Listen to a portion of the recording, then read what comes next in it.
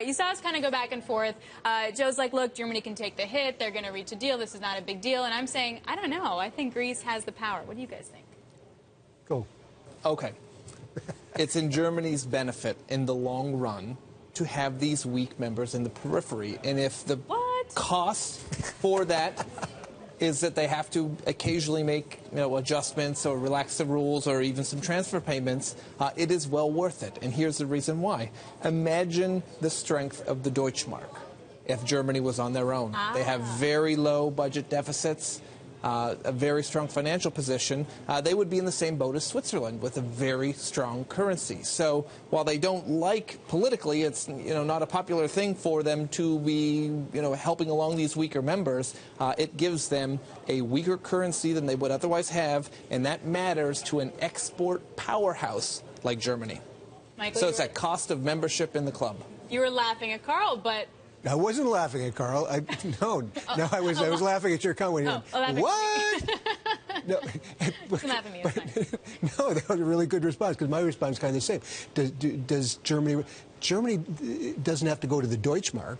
I mean, they're still going to have the euro, right? Mm-hmm. So it would be a less weak euro, Carl, I think, right? So I think most very smart people don't think that this Brexit is going to happen. They think that at the end they'll come up with a political deal.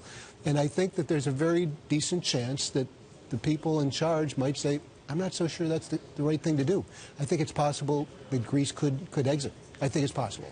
So Greece and the overall state of the world economy was something that LAEL BRAINARD, FOMC member, brought up in a speech today. Yeah. On net, then, there is value to watchful waiting. While additional data help clarify the economy's underlying momentum in the face of headwinds from abroad, if the labor market strengthens further and inflation readings continue to improve, liftoff could come before the end of the year. So, Carl, what do you make of this? Someone from the Fed talking very explicitly about global data and the headwinds that poses for the U.S. economy. Well, in my rating of the various members of the Open Markets Committee, Governor Brainard, I had a neutral rating on, and these are surprisingly dovish comments from her to say I could see one before the end of the year. So there's not even the illusion of mid-year, which was kind of vague, could be July, could be June, could be September or October. Now she's saying by year-end, which really kind of pushes the needle a bit further. That's surprising to me, given that she's a relatively neutral person. I think she moves with the broader committee.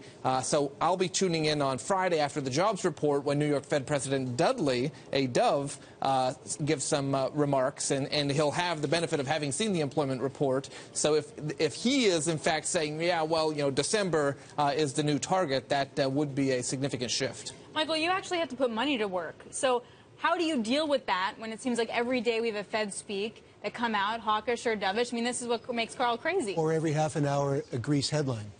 Sure. So I think you have to step back and say, okay, what's the real impact of whether Greece does or doesn't stay in? It's actually not that significant. It's something that people can argue about, but for real-world people have been talking about it long enough that I think the markets are prepared for that. They would probably go down a little bit and then up a little bit. So I think you would end up with a market reaction, but one that probably would be bought, not faded. I think the other part of it is that when you talk about the economy and things like that, it's all known, but we're getting right now some more indications that things like the J.P. Morgan thing you talked about, they have been the low people on the street with respect to where they thought the economy would be. Mm-hmm. They said they weren't low enough. And so I think people have been prepared for pretty crummy earnings in the next quarter. They may not be fulfilled.